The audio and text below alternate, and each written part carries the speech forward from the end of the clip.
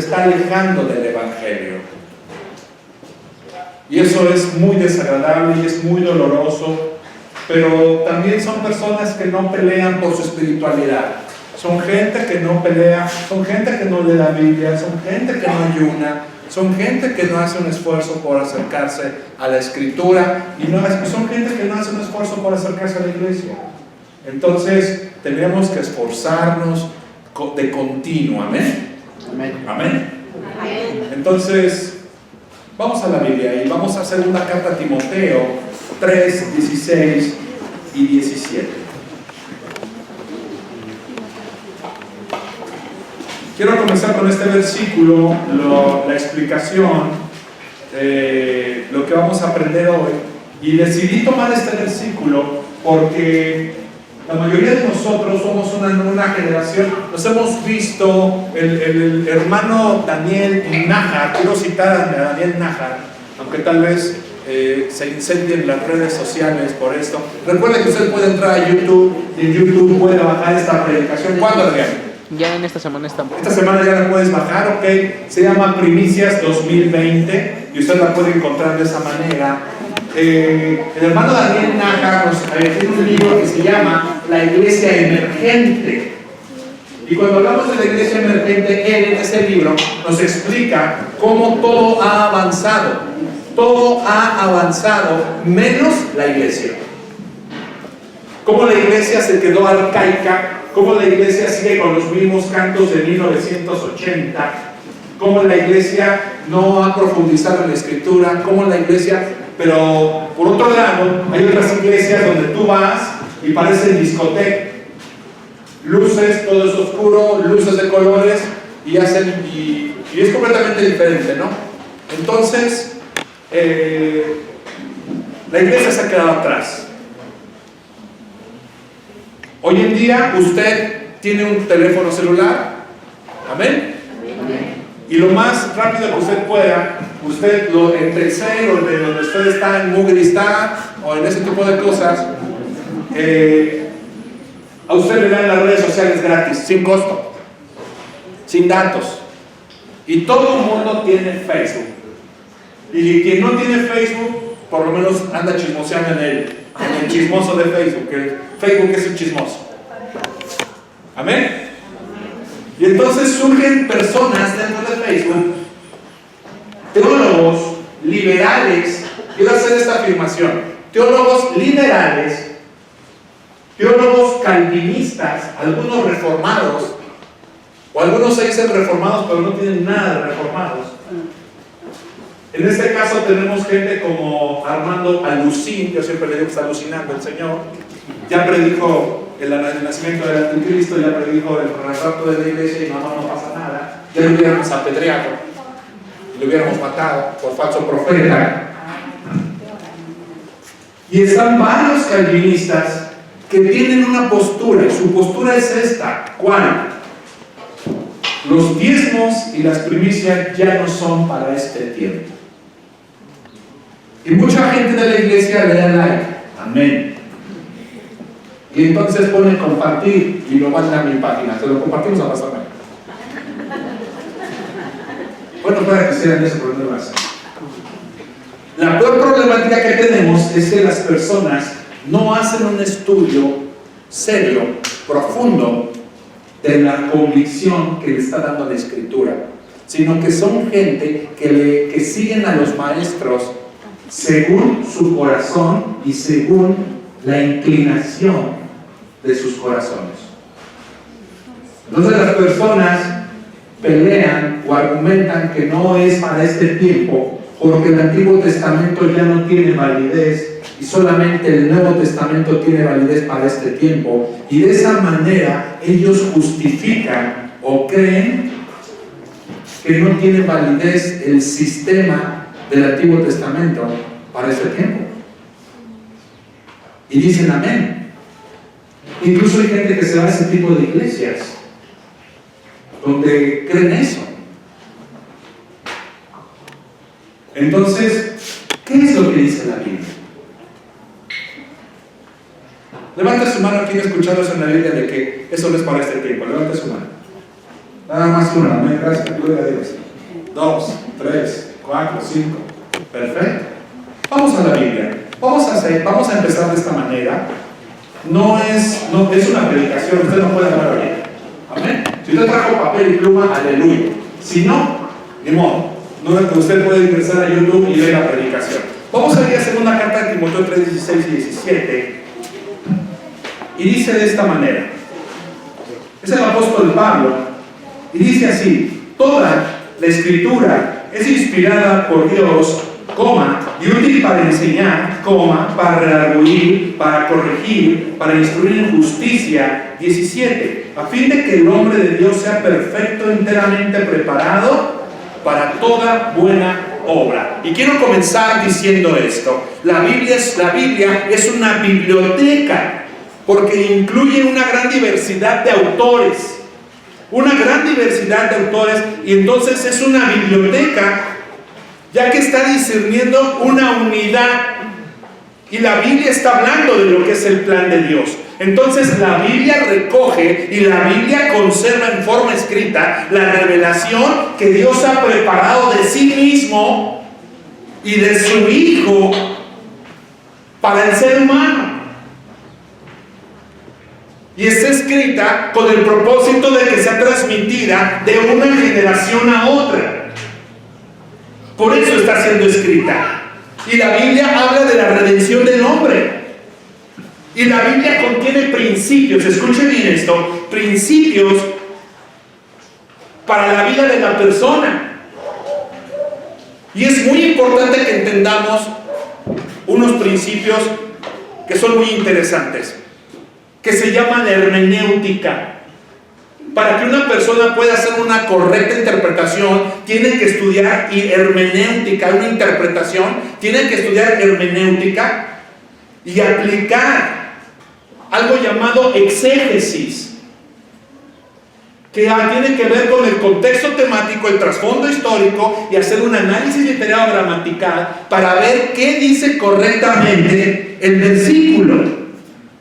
Por eso es necesario que una persona, cuando va a estudiar un versículo o va a hablar de un versículo, conozca el trasfondo del libro para poder contestar preguntas como, por ejemplo, ¿cuál es el género literario?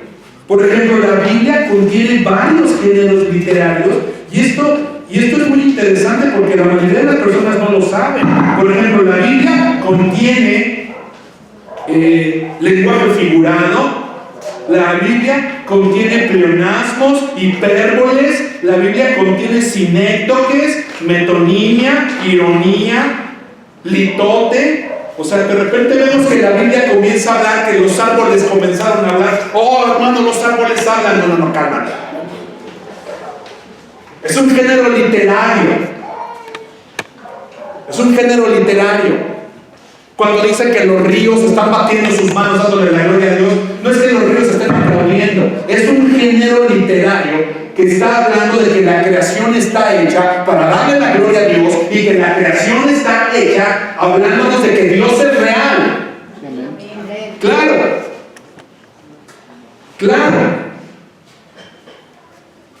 Entonces, es importante saberlo porque tenemos que ver, cuando estudiamos la Biblia, si es historia, si es geografía, si está hablando de poesía, en qué circunstancias se escribió, por qué se escribió, a quiénes se escribió, con qué fin se escribió, y entonces de esa manera nosotros poder tener una disertación correcta de lo que es concienzuda de lo que es la Biblia.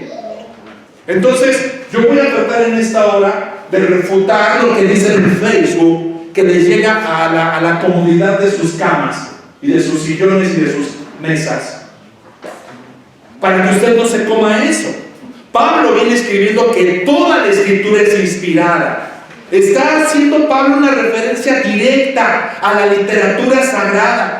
Y si usted llegó temprano, sabe algo muy interesante, que después del segundo siglo se cierra el canon bíblico. Se preparó por mucho tiempo y se cerró. Y dice algo más interesante, que es inspirada por Dios. Esa palabra inspirada es muy interesante porque dice que es soplada por el aliento de Dios.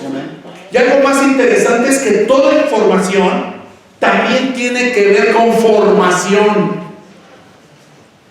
Así que si tienes una mala información de la Biblia, hay una mala formación en la persona. Hay una formación torcida, hay una formación chueca. ¿Por qué? Porque hay una mala información. Así que tiene que haber una información correcta para que uno camine conforme el corazón de Dios. Y cuando la Biblia dice que toda la Escritura es inspirada por Dios, está hablando toda y cada una de sus partes en el griego. Pasar, ese es el verbo. Pasar, toda la cantidad, toda la extensión, de tapa a tapa, es la inspiración de Dios. Y así como en el siglo II surgió en la historia de la iglesia los edionitas, y los edionitas decían que el Nuevo Testamento no tenía validez, porque el apóstol Pablo no tenía ninguna validez en la escrituración del Nuevo Testamento, también en este tiempo y en aquel tiempo se decía que el Nuevo Testamento no tenía validez. Y esto tiene que ver con los gnósticos. Los gnósticos decían que no tenía validez ya en el Antiguo Testamento. Por eso estoy comenzando con este versículo. Porque vamos a ver entonces qué es lo que no tiene validez. Porque la mayoría de las personas comprenden y entienden que el Antiguo Testamento ya no es para este tiempo. La Escritura es soplada. Esa palabra griega es teumnestos, que significa inspirada o revelada. Esto significa que el Espíritu de Dios alentó cada palabra, cada sílaba, cada letra del Nuevo y del Antiguo Testamento. No está diciendo que los escritores son inspirados, está diciendo que la Escritura es inspirada. Y lo que está diciendo es que Dios intervenía de forma sobrenatural en el funcionamiento psicológico, espiritual, moviendo las facultades de la mente, del corazón, de la memoria, de la voluntad, para que ellos escribiesen lo que Dios quería que estuviera escrito en la palabra de Dios. Amén.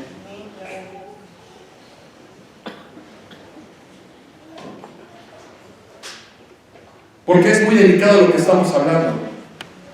Porque las personas hoy en día dicen que el Antiguo Testamento ya no tiene validez. Y la mayoría de las personas pensamos, sí es cierto, estamos solamente en la gracia y en el Nuevo. Y eso no puede ser correcto, no es lo que la Biblia nos enseña. Dice que toda la Escritura es inspirada por Dios. Claro. Y es útil para enseñar. Dice claramente más adelante, es útil. ¿Para qué? Para impartir conocimiento de la revelación de Cristo. Y es muy importante porque una persona que constituye como su base la palabra de Dios es una persona que va a estar entonces preparada. Preparada para toda buena obra. Claro. ¿Por qué tenemos un cristianismo que tiene malas obras? ¿Por qué tenemos un cristianismo que no es un buen testimonio? Porque no hay palabra de Dios en la vida del cristiano. Porque el cristiano no sabe cómo comportarse ante el adulterio, no sabe cómo comportarse ante el alcoholismo, no sabe cómo comportarse ante la mujer adúltera. Me encanta ese pasaje que habla la Biblia donde dice, ten cuidado con los ojos de la mujer adúltera. Porque la persona que adultera es un insensato, lo llama la Biblia. Y termina diciendo que todo su dinero y todos sus bienes son para otra casa, que toda su fuerza y toda su fuerza y todo su brío y todo su dinero acaba en otra casa. ¿Cuánta razón tiene la Biblia? Pero tendríamos menos adulterios y tendríamos menos recaídas y tendríamos menos problemáticas si hubiera gente que estuviera leyendo la Escritura. Porque toda la Escritura es inspirada por Dios y es útil para enseñar, para corregir, para redarguir, para instruir en justicia, para que el hombre de Dios sea enteramente preparado para toda buena obra. Así que, y por eso es tan importante que entendamos nosotros, como gente que estudiamos la Biblia, que toda la Escritura es inspirada por Dios. Dile al que está al lado de ti, toda la escritura es inspirada por Dios. Toda. Dile al que está al otro lado de ti, toda. Si no eres un eblonita o si no eres un gnóstico cristiano. Sí, porque es importante lo que estamos hablando. ¿Por qué es importante? Porque entonces estaremos hablando de un sincretismo dentro del cristianismo. ¿Qué es un sincretismo? Estaremos hablando de una herejía envuelta en algo verdadero. Y entonces tenemos iglesias con cortes judíos. Eso lo hablábamos en la mañana. Tenemos iglesias donde tocan el shofar. Tenemos iglesias donde se dejan las guedejas. Tenemos iglesias donde usan el talí. Tenemos iglesias donde judaizan a los indígenas, o sea, a nosotros. Tenemos la estrella de David por todos lados. ¿Por qué? Porque somos judíos. Somos de Nesa, o sea, no manches. O sea, ¿cómo que somos judíos? O sea, ¿cómo fue? Entonces también deben comer kosher, y entonces también deben dejar la carne de puerco, y deben dejar las carnitas, y deben... No, hermano, ¿qué pasó?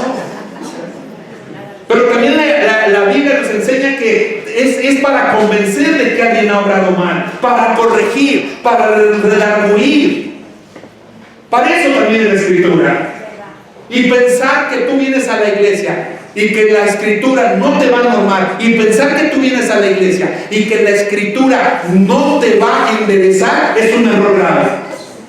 Pensar que tú vienes a la iglesia y que no, y que la gente no tiene que pecar, es uno de los errores más grandes que suceden dentro de la iglesia. Cuando la palabra de Dios está puesta para corregir y para redarguir y para instruir en justicia. ¿Qué es lo que tiene que hacer la persona cuando se encuentra en pecado? Muy sencillo. Tú vienes, te sientas. El pastor es utilizado, se para ahí la persona y es voz de Dios. Amén. Y sale a la luz lo que andas haciendo. ¿Para qué sale a la luz? Sale a la luz para que nos arrepintamos. Sale a la luz para que dejemos. ¿Por qué? Porque estoy siendo instruido. Estoy siendo corregido por la palabra.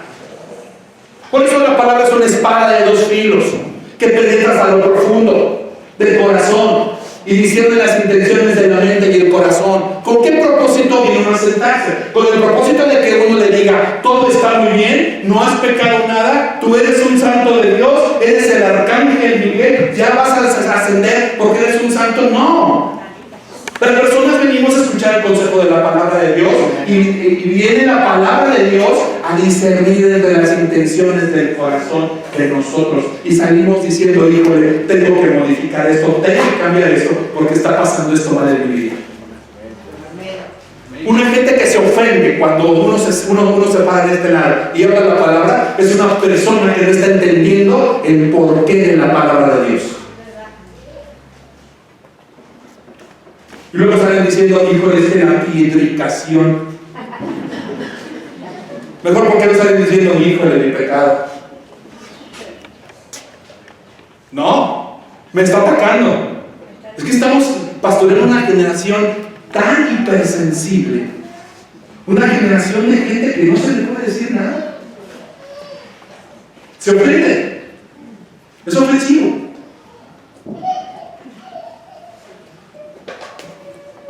Esta palabra disciplina también significa entrenamiento. Entrenar en la justicia. Para que el hombre de Dios sea equipado para toda buena obra. Y cuando habla la palabra equipado, es una palabra muy bonita, esta palabra equipado, porque esta palabra es exertismenos. ¿Saben qué significa? Perfectamente amueblado. Si tú has llegado a tu casa y en tu casa ves que tienes un espacio aquí, que te falta un sillón, y tienes en tu cocina un espacio donde te falta la estufa, y tienes un quemador de dos, tú dices: híjole, cómo me gustaría una estufa grande, macros, que se escuche, prenda, prendió, un refrigerador de 2 puertas con congelador abajo. Amuéblame la casa, viejo. ¿Le gustaría que le amueblaran su casa? Ok, una persona preparada para toda buena obra es una persona que ha sido amueblada. por el Espíritu Santo de Dios, que sabe lo que es el engaño, que sabe lo que es la mentira, que sabe lo que es el robo. ¿Por qué? Porque ha sido equipado en la palabra de Dios para toda buena obra. Amén. Denle un aplauso al Cordero. Denle un aplauso al Cordero.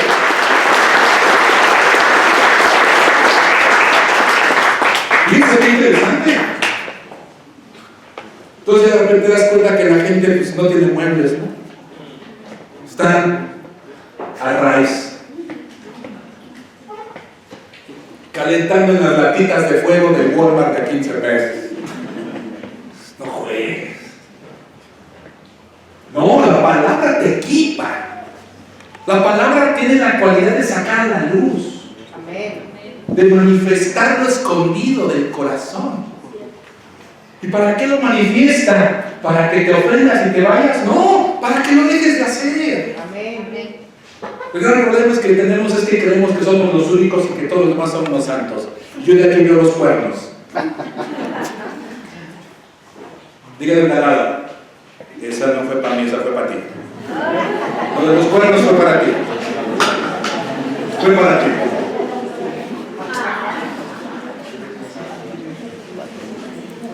Ahora, hablando sobre la palabra, es importante que entendamos que toda la Escritura es inspirada por Dios.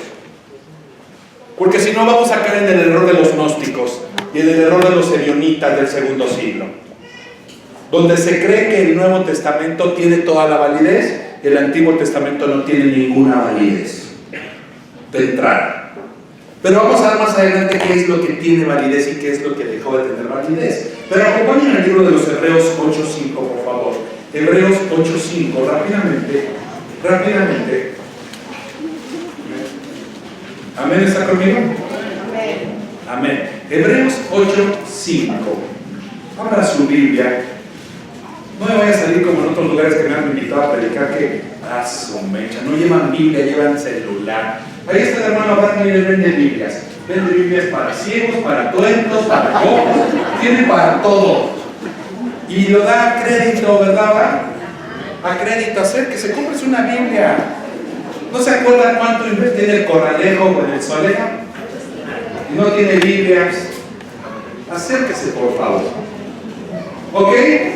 Hebreos 8:5, y vamos a poder comprender rápidamente, voy corriendo, y dice de esta manera. Alguien lea en voz alta, aquí, que fuerte, en voz alta, muy fuerte. Los cuales sirven a los que es figura y sombra de las cosas celestiales, como se le advirtió a Moisés cuando iba a erigir el tabernáculo, diciéndole: mira, haz todas las cosas conforme al modelo que se te ha mostrado en el monte. Ok, entonces el apóstol, Hebreos nos está hablando de algo muy interesante. ¿De qué? De que el Antiguo Testamento, de que el tabernáculo mosaico servía de figura y de sombra de las cosas celestiales. Era el modelo del Antiguo Testamento, pero ahora está hablando el apóstol Pablo que es una sombra, que es una figura de lo que iba a pasar ahora. Otro versículo. Vamos ahí mismo en Hebreos 10:1. Miren lo que dice Hebreos 10:1. Amén, ¿está listo? Ok, dice así: porque la ley, teniendo la sombra de los bienes venideros, no la imagen misma de las cosas, nunca puede, por los mismos sacrificios que se ofrecen continuamente cada año, hacer perfectos a los que se acercan. De otra manera cesarían de ofrecerse, pues los que tributan este culto, limpios una vez, no tendrían ya más conciencia de pecado. Pero en estos sacrificios, cada año se hace memoria de los pecados, porque la sangre de los toros y de los machos cabríos no pueden quitar los pecados. Fíjense de lo que nos está hablando. Nos está enseñando el apóstol, el escritor de los Hebreos, algo muy interesante. Que me voy a regresar al Antiguo Testamento para mostrarte lo que pasaba en el pasado, para que comprendas lo que estamos viviendo hoy en el presente. Te voy a enseñar la eficacia del sacrificio de Cristo. Así que el escritor sagrado regresa al antiguo sistema sacrificial para enseñar que los sacrificios de animales no podían proveer la perfección que Cristo nos enseñó, que Cristo nos trajo al morir Él.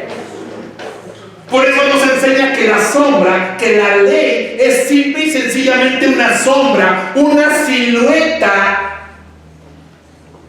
de lo que pasaba en el pasado.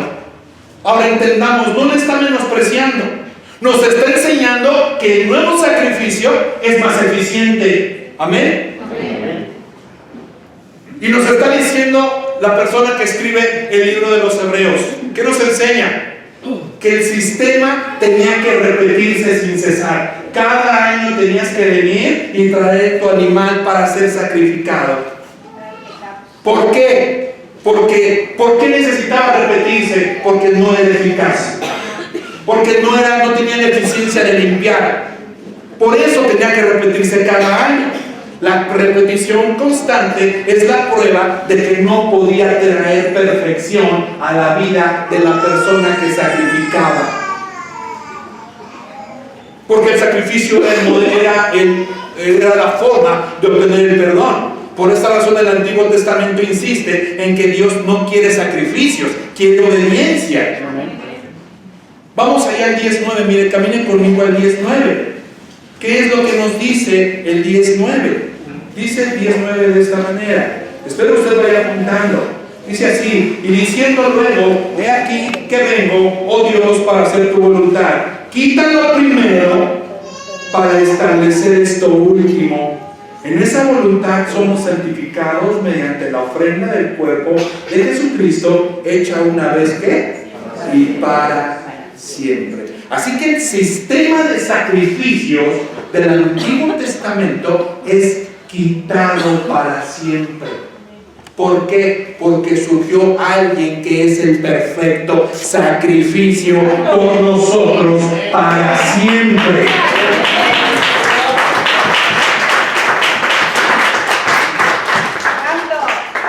Por eso la situación judaizante no tiene ninguna razón de ser. Y algo más importante, hemos equivocado lo que pensamos con respecto a la ley. Cuando Cristo dice que Él vino a abrogarla. Vamos a ver qué dice la Escritura. Acompáñame a Mateo 5:17. Entonces ya quedó claro que es una sombra. Ya quedó que es claro algo que pasó, que sucedió en el pasado y que tenía que ver con el sacrificio de Cristo. Era una sombra, una figura de lo que venía. Ahora vamos a ir a Mateo 5:17. Camine conmigo rápidamente. Mateo 5:17. Yo sé que me estoy llevando un poco de tiempo, pero tengo 3 semanas para hablar sobre esto. Mi esposo y yo lo vamos a hacer. Pero para mí es muy importante que quede muy claro que la teología que Facebook nos ofrece puede venir de gente que tal vez ni teólogos son. Y usted debe recordar que la teología de Facebook no es teología, es Facebook. Y lo que tiene que hacer usted es cerrar la teología de Facebook y abrir su Biblia para que usted pueda comprender qué es lo que Dios dice en la Escritura. Porque voy a decir esto y lo voy a decir como es. Si yo tengo un corazón avaro y yo tengo un corazón que no quiere saber de lo que la Biblia habla sobre finanzas, yo le voy a dar like a ese maestro que tiene que ver con lo que yo pienso. Oye, ¿por qué sigues a ese ladrón? Es porque yo soy porque yo también soy un ladrón. Porque yo pienso eso del dinero. Oye, ¿pero qué dice la Biblia? No sé, pero ese hermano dice eso. No, pero mira, ¿qué dice la Escritura? Porque creemos firmemente que en estos tiempos que vienen, que son los tiempos tan difíciles, la casa de los egipcios va a sufrir desgracia, pero la casa de nosotros va a estar en pie y va a haber luz. Amén. Pero también tenemos que entender una cosa. Es bueno decir amén, pero es mejor poner en práctica los principios de Dios. Porque Dios tiene principios para la vida de la gente. Dios tiene principios. Y si yo no camino con esos principios, ¿qué son los principios? Los principios son la forma en que Dios opera. Es la forma en que Dios opera. Por ejemplo, un principio es: yo pequé. Sí, el pecado me aleja de Dios. Uno de los principios de Dios, ¿cuál es? Me arrepiento, perdóname. ¿Y qué hace Dios en ese principio? Me perdona. Me perdona. Pero muchas veces en el área económica, yo soy una persona que ahí tengo un hoyo en mi vida personal. Tengo un agujero. O sea, yo soy bien cristiano, vengo los domingos, pero tengo un hoyo ahí y por ahí se me va todo. O sea, nada más no puedo ver la mía, no puedo ver la mía. Es muy interesante darte cuenta de una cosa. Es muy interesante darte cuenta de que las personas dependemos de Dios. Amén. Amén. Y que sabemos que Dios en su soberanía nos da el empleo. Amén. Amén. Y entendemos que si Dios nos da el empleo, Dios nos está dando también el dinero. Amén. Amén. Y agarrar ese dinero para ir a hacer cosas que no le agradan a Dios. Y entonces Dios dice, ¿cómo? Si yo soy tu proveedor. Sí, amén. Sí, pero yo soy el que administro. Y entonces es muy interesante ver este tipo de cosas.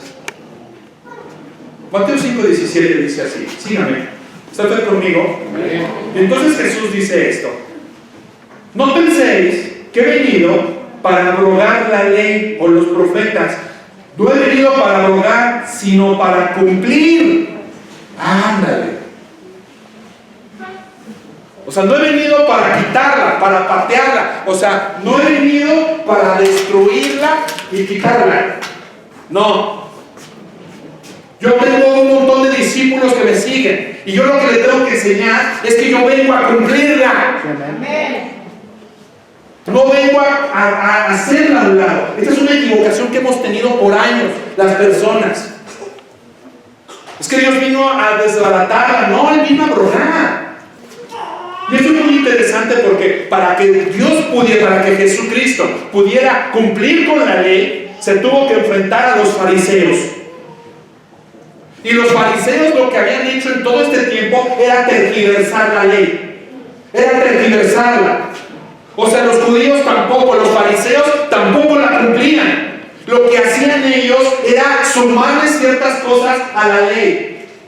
En pocas palabras, para que vieran que cumplían. Así que cuando ellos se acercan a decirle a la ley, imagínense qué atrevimiento. Los fariseos se acercan a decirle a la ley que no está cumpliendo la ley.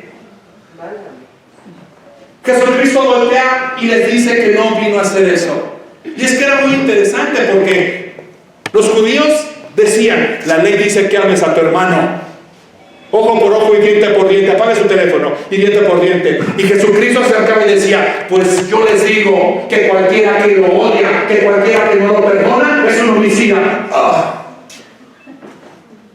Oh, este cuate le está poniendo más alta la regla. Este cuate está más alta. Ah, caray, o sea, ¿cómo no podemos odiar a los que no son judíos? Tienen que amarlos. No, ¿cómo vamos a amar a esos perros? O sea, Jesús vino a poner la regla más alta. ¿Por qué era la ley? Claro. Y no solamente eso, no adulterarás. Y entonces los judíos habían interpretado que no adulterarás significaba que no se acostaran con la mujer de su prójimo. Y su prójimo era otro judío.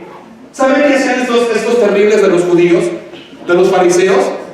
Se iban con los cananitas o encontraban otra persona que no fuera del pueblo judío y se acostaban con ella. Y ellos decían, no hay problema, hermano, si tú agarras otra de otro pueblo. Del pueblo no agarres porque es adulterio. De afuera sí agarra lo que quieras, no hay problema. Eso no es adulterar. Y Jesucristo llegó y dijo, y cualquiera que mira a una mujer para desearla y agregó en su corazón de adulterio con ella. O sea, Jesús llegaba y les ponía la regla más alta.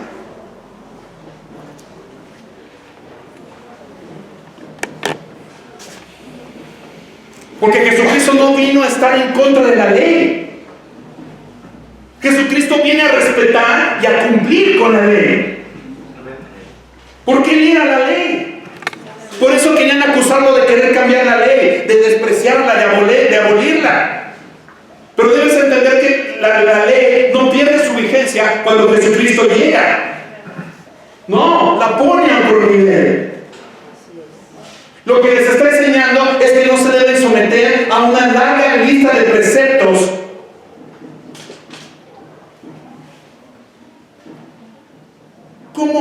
cumple Cristo con la ley? Es una pregunta. ¿Cómo la cumple? Pues muy sencillo. Él estaba cumpliendo con los mandamientos. Él estaba cumpliendo con los preceptos. Él mismo estaba haciendo, al nacer, al hacerse hijo de Dios, al decirles que era hijo de Dios, al sanar, al levantar, al dejarse quebrantar y golpear, él estaba cumpliendo con la ley, porque él estaba cumpliendo con la profecía sobre él, sobre sí mismo. Él estaba cumpliendo con los símbolos sobre sí mismo, porque él se llamó el pan de vida, él se llamó el agua verdadera, el agua verdadera. Entonces él hizo de su vida y de su enseñanza, de su muerte y de su resurrección el cumplimiento de la ley. Amén. Él lo hizo de esa manera. Miren, vamos a Romanos 10:4. Caminen conmigo, Romanos 10:4.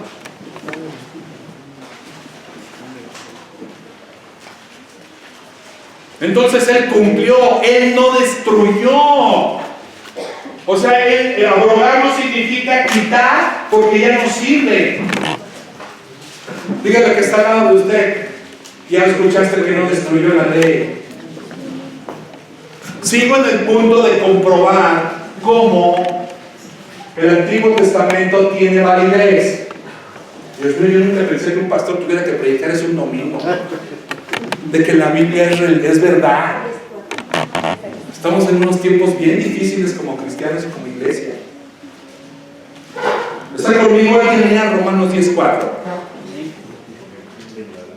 Quien sea fuerte, ¿lo tienes, Timmy? Porque el fin de la ley es ¿qué? Para justicia a todo aquel que cree. Pero cuando habla de ese fin, está hablando del cumplimiento.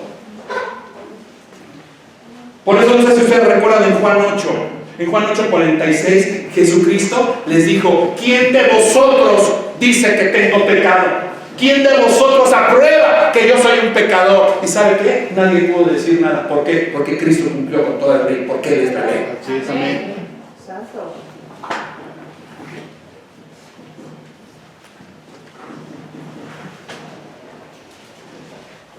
Por eso el centro de nuestra atención ahorita es la gracia a través del Espíritu Santo, no la ley. Sí, amén. Porque la ley lo único que pasó es que quedó desplazada, pero no sin cumplimiento, quedó desplazada.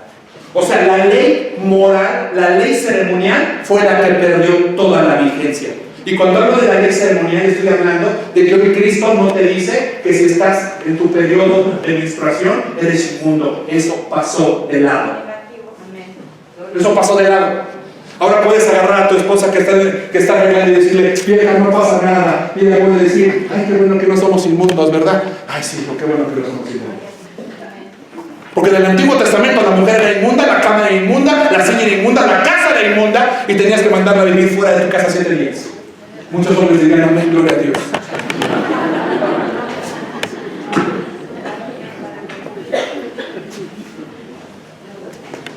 Pero si tú tenías, si salía un poco de semen en la cama, también la cama era inmunda y tenías que también irte afuera.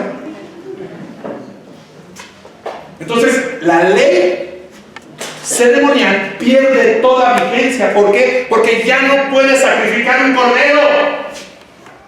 Ya murió el cordero de Dios.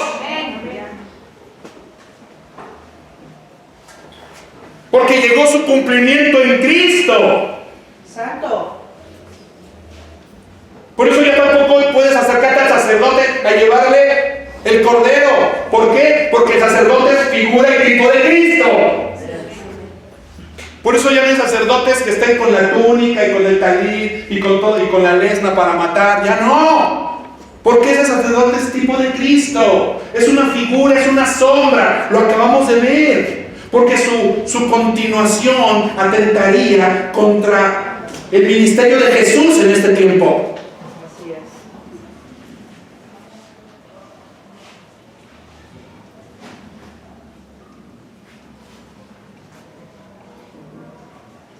¿Cómo ve? Santo.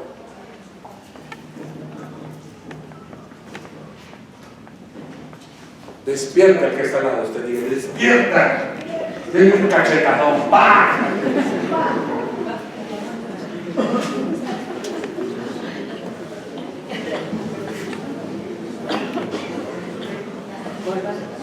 Yo sé que surgen muchas dudas.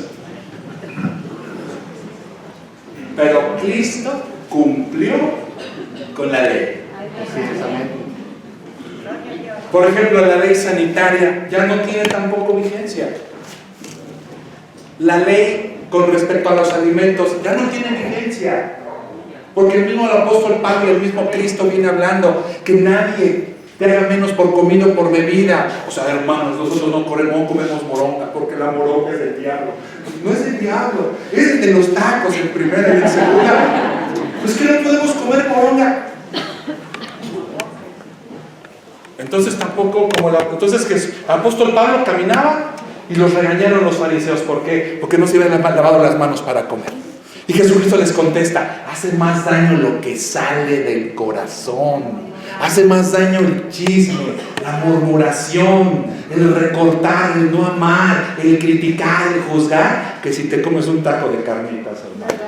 Hace más daño lo que sale que lo que entra.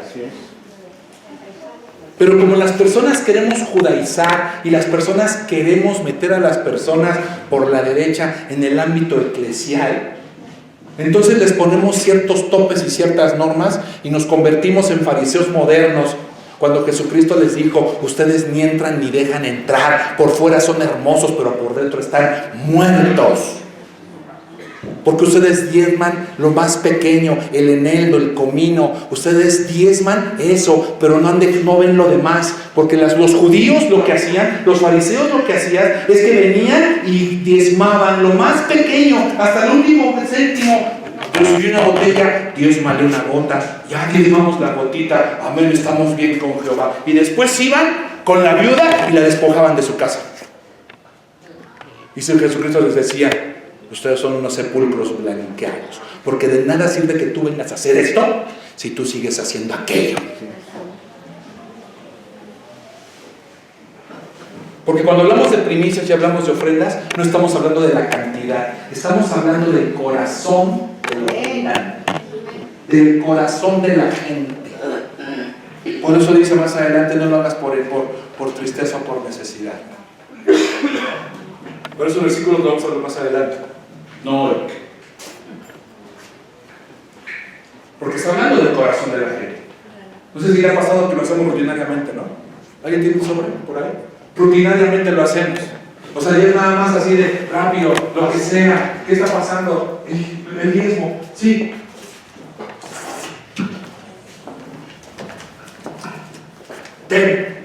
¿Y dónde está la devoción? O sea, ¿dónde está la situación de yo te agradezco a ti? Porque de ti viene lo que me está llegando. Mire, vamos a la Biblia. Éxodo 23, 19. Éxodo 23, 19. Vamos a leer ese rápidamente así. Éxodo 23, 19. ¿Está conmigo?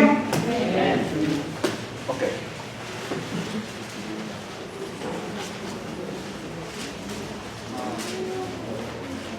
¿Llegó usted?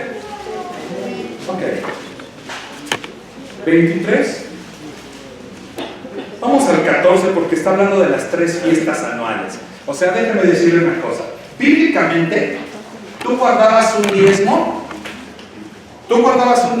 para el templo y guardabas otro diezmo para los pobres. Y guardabas otro diezmo para compartirlo con la gente del templo. ¿Qué, pastor? ¿3 diezmos? No, pastor, no.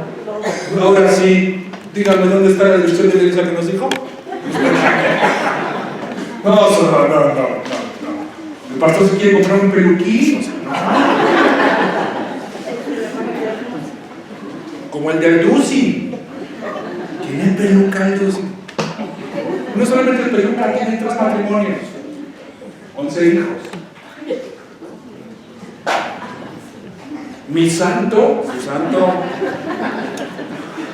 Su santo tiene hijos, 11, 2 matrimonios y un amante. Discúlpenme por eso. Edítalo, por favor. Éxodo 23, 19, ¿qué dice? Las primicias de los primeros frutos de tu tierra traerás a la casa de Jehová, tu Dios. No guisarás el cabrito en la leche de su madre. Chin. Pero vamos a darle, ya estamos en el cuerpo del mensaje, quiero dejarlo así. Vamos a Deuteronomio 26. Éxodo, no pastor, Deuteronomio no, porque es el Antiguo Testamento.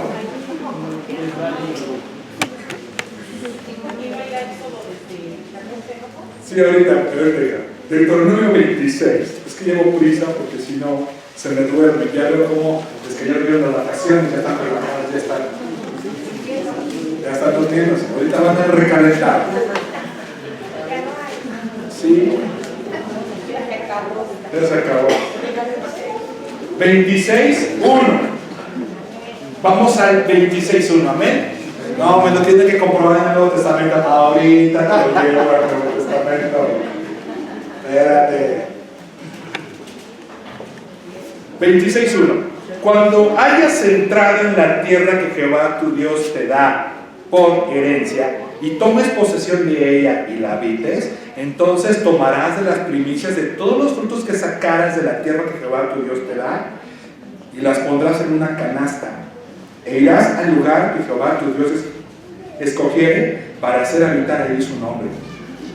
Y te presentarás al sacerdote que hubiese en aquellos días y le dirás: declaro hoy a Jehová tu Dios que he entrado en la tierra que juró Jehová a nuestros padres que nos daría. Y el sacerdote tomará la canasta de tu mano y la pondrá delante del altar de Jehová tu Dios. Entonces hablarás y dirás delante de Jehová tu Dios: un arameo a punto de perecer fue mi padre, el cual descendió a Egipto y habitó allí con pocos hombres, y allí creció y llegó a ser una nación grande, fuerte, numerosa. Y los egipcios nos maltrataron y nos afligieron y pusieron sobre nosotros dura servidumbre. Y clamamos a Jehová, el Dios de nuestros padres, y Jehová oyó nuestra voz y vio nuestra aflicción y nuestro trabajo y nuestra opresión. Y Jehová nos sacó de Egipto con mano fuerte, con brazo extendido, con grande espanto y con señales y con milagros. Y nos trajo a este lugar y nos dio esta tierra, tierra que fluye leche y miel. Y ahora, he aquí, he traído las primicias del fruto de la tierra que me diste, oh Jehová, y lo dejarás delante de Jehová tu Dios, y adorarás delante de Jehová tu Dios, y te alegrarás con todo el bien que Jehová tu Dios te haya dado a ti y a tu casa, así como el levita y el extranjero que está en medio de ti. Saca.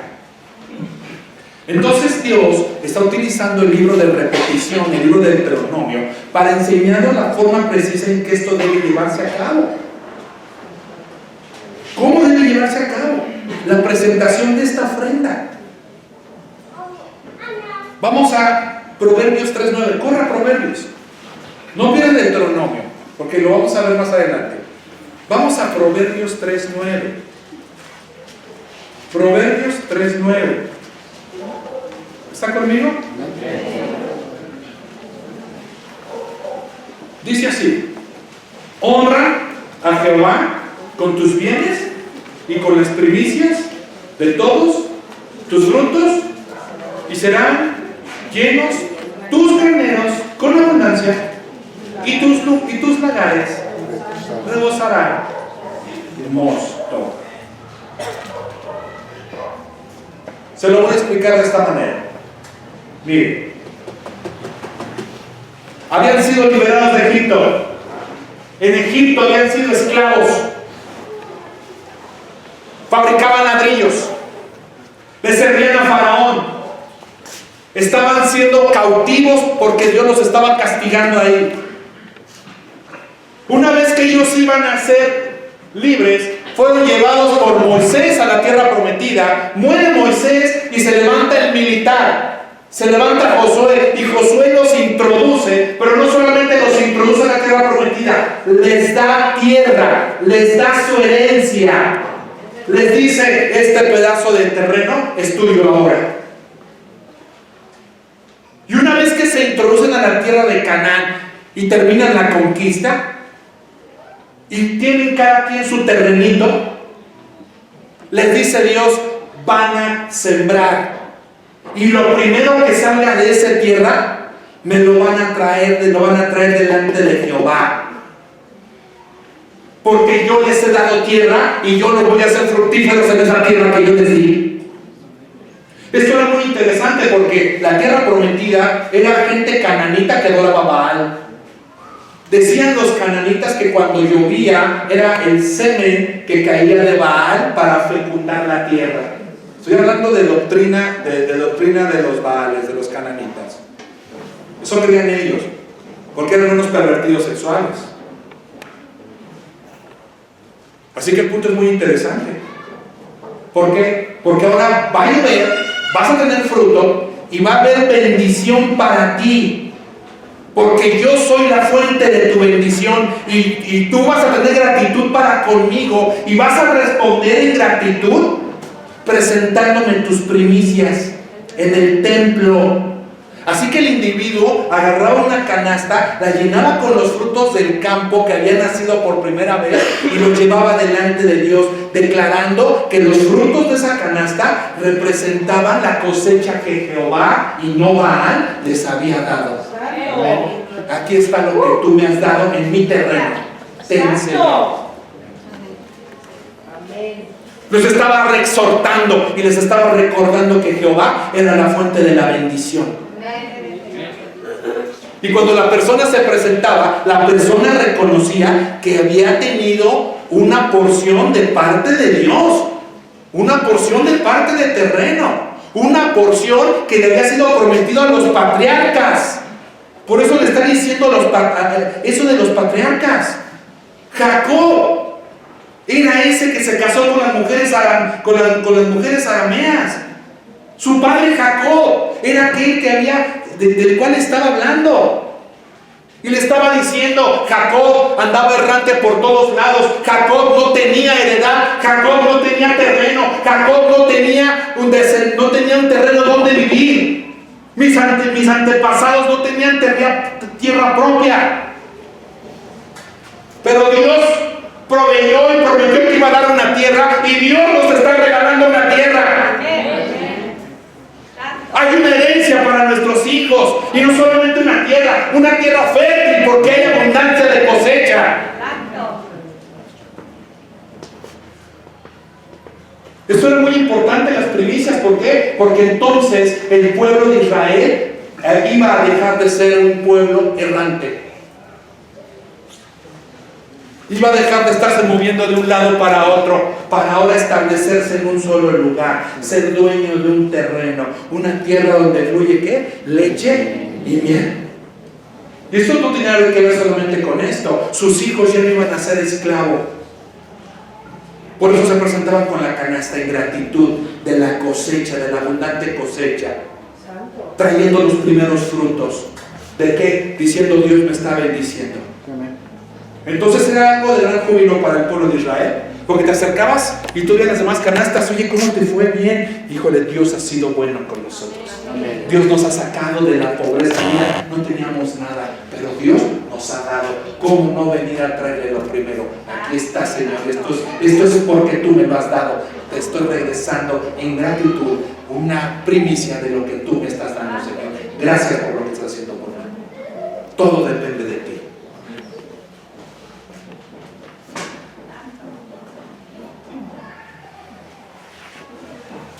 ¿Cómo ve? ¿Cómo ve la situación? ¿Cómo ve la situación de que mi familia ya no es esclava? ¿Cómo ve la situación de no teníamos nada y ahora que llegamos a Cristo, Dios nos ha dado todo? Dios me regresó mi matrimonio, Dios me regresó a mis hijos. Señor, aquí está en gratitud por lo que tú has hecho por mí. Soy por ti, Señor. Gracias, Dios. Gracias.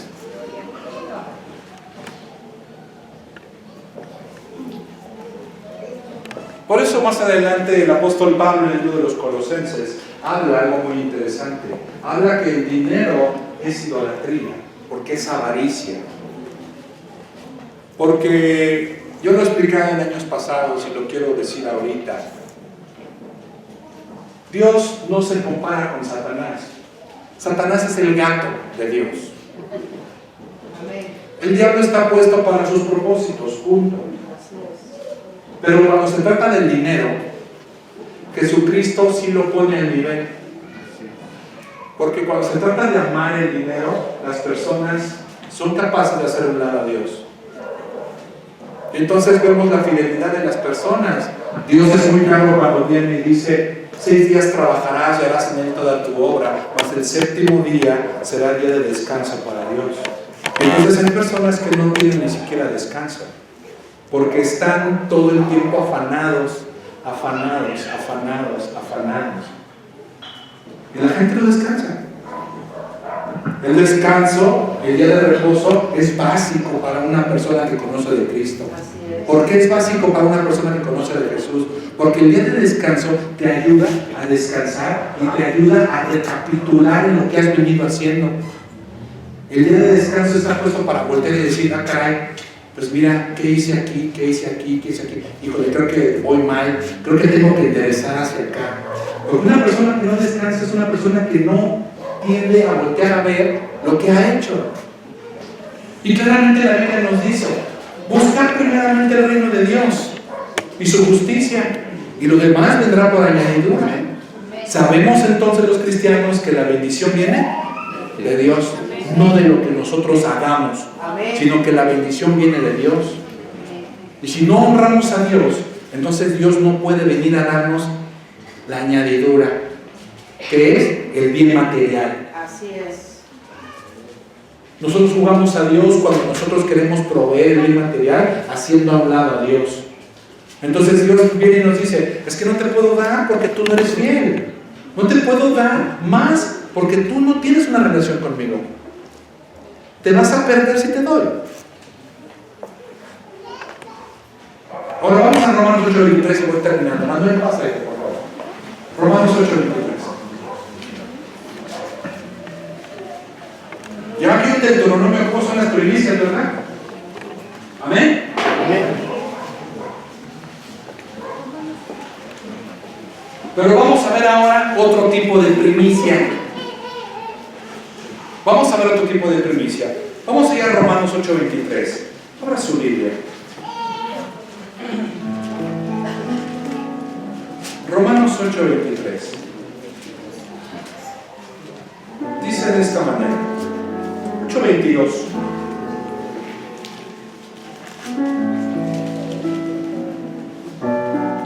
Vamos al 8:20. Porque la creación fue sujeta a vanidad, no por su propia voluntad, sino por causa del que la sujetó en esperanza.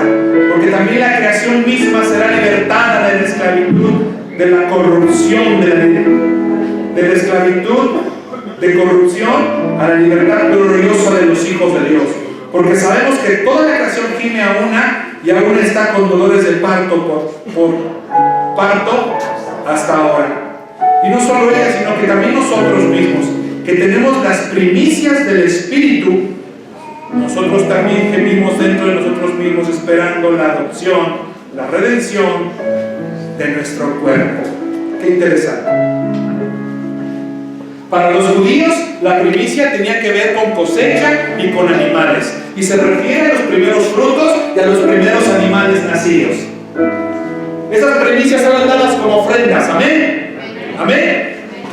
El apóstol Pablo nos declara que el Espíritu Santo ha venido a ser el primero de una cosecha de bendiciones en la vida del cristiano. Llegas a Jesús y la primicia que Dios te da, no que tú le das, sino que Él te da, es tener el Espíritu de su Hijo dentro de ti. Te da la primicia del Espíritu Santo. Él viene y nos da lo primero. Es asombroso ver cómo Dios sigue operando en ese principio. Y gemimos porque Él venga. El Espíritu dentro de nosotros dice: ven Señor Jesús, ven Señor Jesús. ¿Por qué seremos arrebatados? ¿Por qué seremos levantados?